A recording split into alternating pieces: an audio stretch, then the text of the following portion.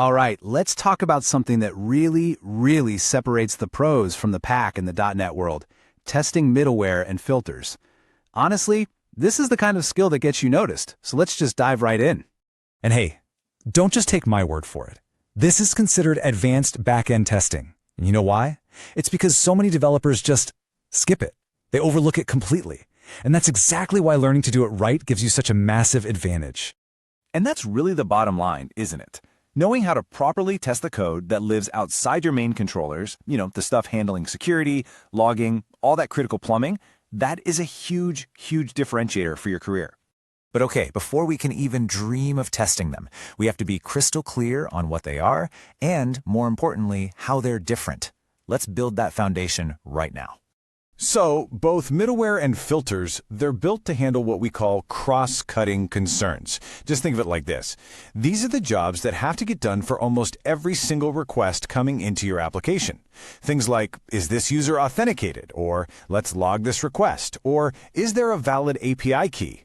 They literally cut across the entire app. They sound pretty similar, right? This is a classic interview question, and honestly, a spot where a lot of developers get tripped up. So let's nail down the actual difference once and for all. This table really lays it all out. Just look at that first row, scope. This is the big one. Middleware is global. It affects every single request that comes into your app's pipeline.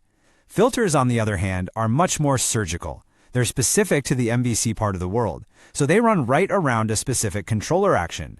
Think of middleware as a bouncer at the front door of the entire club, and filters as security for a specific VIP room. All right, so we've got the what. Now for the how. How do we actually test these things? Well, the core technique is probably way simpler than you're imagining. It really just boils down to this three-step dance. First, you create an HTTP context object yourself. This is just a fake-out, right? You're simulating a real web request. Second, you call the middleware's invoke method directly, kicking its logic into gear. And finally, you just check the response. Did it do what you expected? That's it. That's the loop. Now here it is. This is the senior level insight. It is not enough to just test the happy path where everything works perfectly. The real mark of robust professional code is testing the failure path.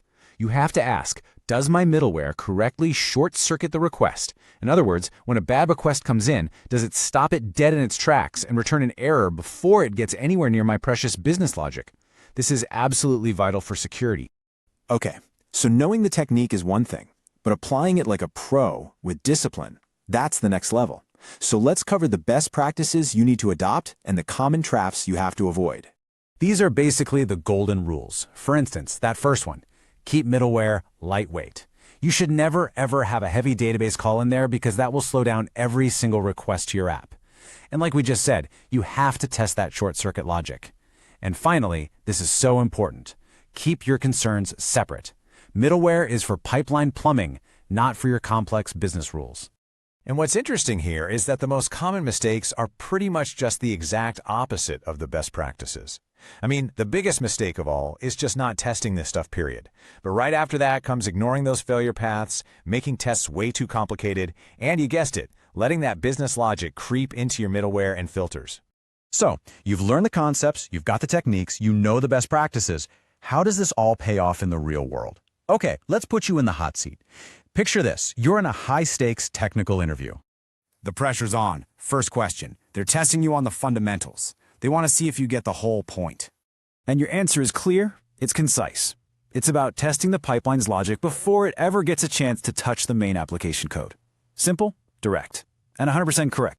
They're not letting up. They follow up right away, probing your practical knowledge. They want to know the how. And you hit them with that core technique we covered. You say, you just create an HTTP context instance by hand and call the invoke method directly.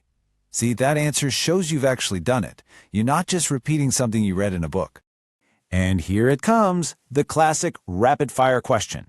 They want to see if you can think on your feet and recall the core distinction under pressure. And you just nail it. Middleware is global. It's for the whole request pipeline. Filters are specific. They're for the MVC controller or action level.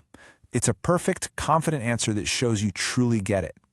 But look, if you want to tie it all up in a bow, if you want that one-line, mic drop answer, that just leaves a fantastic impression. This is it. This single sentence proves you understand the purpose, the place, and the immense value of doing these tests. It's an answer that screams senior developer. And really, that brings us to the end. With this knowledge, you're not just writing cleaner code, you're building safer, more robust applications. So, I want you to think about your own projects right now.